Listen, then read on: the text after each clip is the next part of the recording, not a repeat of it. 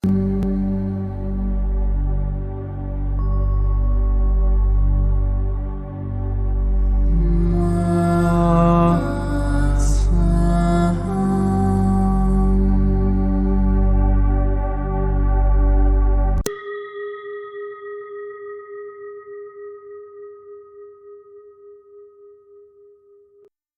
qui suit est la transcription d'un échange entre Mathias de Stefano, désigné ici comme moi, et son soi supérieur, désigné comme je suis.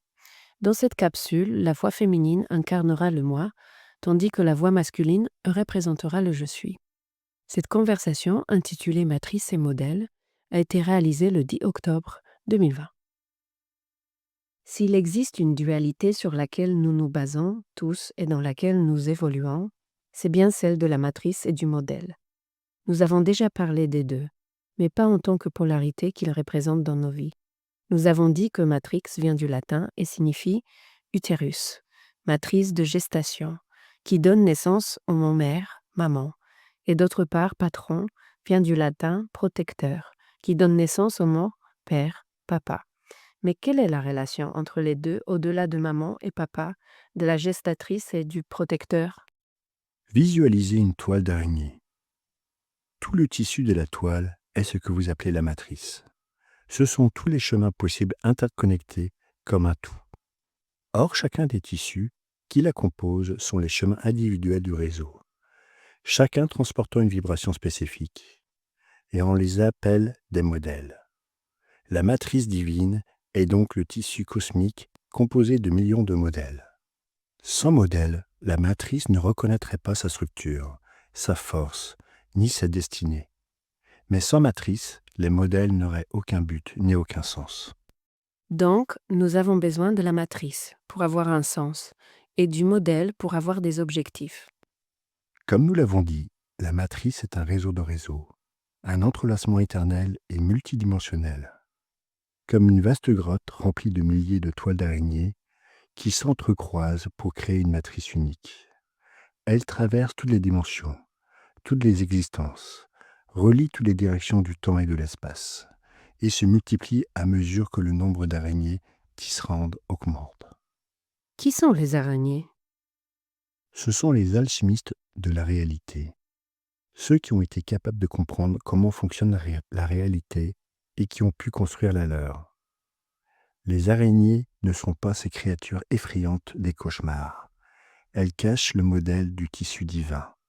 8 pattes qui représentent les 4 directions du temps et de l'espace, créant le cube, centre du tissu cosmique, et avec leurs 8 yeux, elles contemplent, ressentent, perçoivent la résonance, la vibration de ces chemins.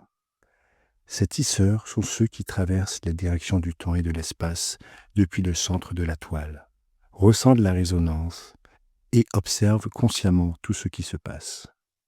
Est-il donc possible que ce que je fais dans ma vie soit de me préparer à devenir une araignée? C'est exact. En te joignant au réseau, en te plaçant au centre du tissu de la conscience planétaire, tu te places chaque jour au centre du tissu, dans un cube, d'où tu tires la résonance des 4 temps et des 4 espaces. Et pour le faire de manière de plus en plus consciente, tu travailles sur tes schémas, les cordes qui relient le réseau. Chaque thème sur lequel nous travaillons représente un schéma, c'est-à-dire l'une de ces structures du réseau que je dois ajuster en moi pour pouvoir ressentir la vibration. L'histoire de l'humanité existe grâce au schéma. Sans schéma, tu ne serais pas là. La biologie de ce monde a été conçue pour se protéger des conflits externes. Ainsi, chaque cellule de ton corps est programmée pour défendre ton être et assurer ta subsistance. Ce qui a réussi à te protéger, ce qui a été couronné de succès, continue de se répéter, constamment, fièrement. Ainsi, ce qui t'a protégé peut continuer à te protéger pour toujours, devenant un modèle. Culturellement, les hominidés ont attribué ce rôle à l'homme chasseur et guerrier. Et avec le temps, ils l'ont connu comme le chef de famille. Le chef, le père. Les familles ont donc commencé à être guidées par les lois et les directives du père, qui sont également devenus des modèles. La lutte pour la survie a placé au-dessus de tout le système paternaliste qui a fini par devenir le pouvoir du père, le patriarcat. Ainsi, tout système qui s'organise autour de la guerre, de la défense, du contrôle, qu'il soit dirigé par un homme ou une femme, est reconnu comme patriarcal. Non pas à cause du masculin, mais à cause de la lutte, de la suprématie et de la défense. Ainsi, tout au long de l'histoire de chaque famille, des schémas ont commencé à se répéter, dans le but de protéger l'intégrité du noyau familial et du clan.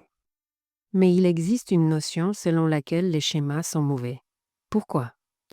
Parce que les schémas sont basés sur la peur et l'insécurité. Face au changement, à la transformation, ils garantissent la permanence.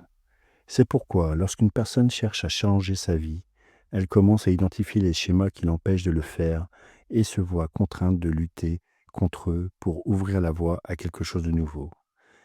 Elle se voit comme une mouche prise dans la toile d'une araignée. Donc, les schémas sont là pour nous défendre et assurer notre survie. Mais ils nous retiennent et nous empêchent de continuer à vivre librement si nous cherchons à nous en affranchir. Parce que leur mission est justement de vous maintenir stable, sans transformation. Car il y a un risque de mourir. C'est pourquoi les systèmes familiaux, culturels, sociaux, éducatifs, religieux, philosophiques et scientifiques feront tout leur possible pour lutter contre ceux qui veulent briser les schémas sur lesquels ils reposent. Et comment puis-je sortir de ces schémas? Comme nous l'avons déjà dit, vous devez comprendre pourquoi ils étaient là au départ. Un schéma est un chemin parcouru. Vous ne pouvez pas revenir en arrière. Vous ne pouvez pas désapprendre une connaissance ou une sagesse acquise. Mais vous pouvez leur donner un nouveau sens ou un nouvel objectif. La raison d'être d'un schéma est d'assurer votre survie grâce à une certaine façon d'agir. Par conséquent, montre à ta vie, montre à ta famille, à ton corps, à ton âme, que tu peux utiliser une autre manière, transcendantale, pour obtenir le même résultat. Par exemple, beaucoup de gens croient que tout au long de leur histoire, ils ont survécu en tant que famille grâce à la tolérance d'un seul et même partenaire toute leur vie. Et ils cherchent donc, sans relâche, à trouver un partenaire pour se sentir en sécurité. Cependant, lorsque l'on prend conscience, on sait qu'il n'est pas nécessaire d'avoir une autre personne pour se sentir stable et en sécurité. Il faut donc montrer à la vie que l'on peut trouver cette stabilité en aimant librement sans toujours chercher un partenaire.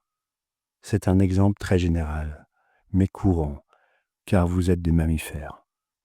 Oui, je comprends. C'est quelque chose de très propre à l'espèce. Et pourquoi pensons-nous que le modèle est opposé à la matrice? Eh bien, si un modèle est une ligne, la matrice est tout le tissu de lignes. Le modèle trace un chemin à suivre, et la matrice enveloppe dans toutes les directions sans savoir où aller. Ces deux concepts ont quelque chose en commun. Dans la notion humaine, tout le monde veut se libérer de maman et papa. Il voit la matrice comme une prison et le modèle comme un mandat. Les deux empêchent la libre action. Vous êtes déterminé par ce que maman et papa ont fait. La matrice est le réseau générateur. Ce n'est pas un piège. C'est la vibration qui relie tout et traverse toute l'existence. C'est l'éternité. L'amour. Et le motif est la force fondamentale qui pousse à se réaliser, à chercher, à construire. C'est l'intention qui mène à l'action transformatrice. La volonté.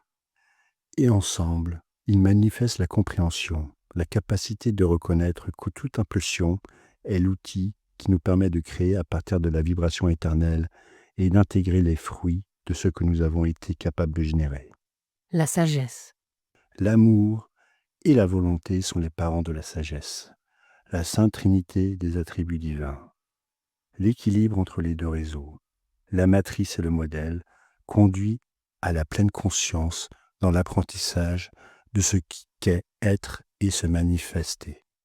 Les deux chemins unifient l'éternel et le fini, le tissu de l'existence dont nous apprenons et nous améliorons à chaque pas. Ainsi, les modèles sont les outils créés pour nous permettre de suivre le chemin. Et ces outils nous ont donné leurs compétences nécessaires pour les utiliser. Vous ne pouvez pas les oublier, mais vous pouvez apprendre de nouveaux outils, les améliorer, améliorer votre technique, et en découvrant ce potentiel, vous exprimez votre créativité, votre amour, votre expression, votre vie. Et ces deux concepts génèrent le sens de votre existence. Vous devenez sage.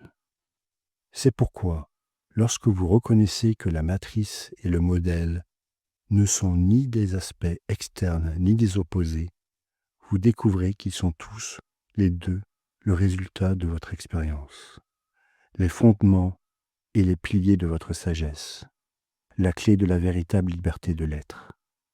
Car vous ne trouvez la liberté de l'être que lorsque vous êtes capable de devenir vous-même, le créateur à partir de la sagesse, de votre expérience, en manifestant par la volonté une génération d'amour. Regarde tout ce que cette matrice t'a enseigné, tout ce que tes modèles t'ont montré, et transforme-les en ta sagesse pour créer le grand réseau qui pend de ton cœur. Je suis le réseau de la matrice et du modèle, transformé en sagesse qui éveille la volonté et l'amour dans tous les chemins de la création.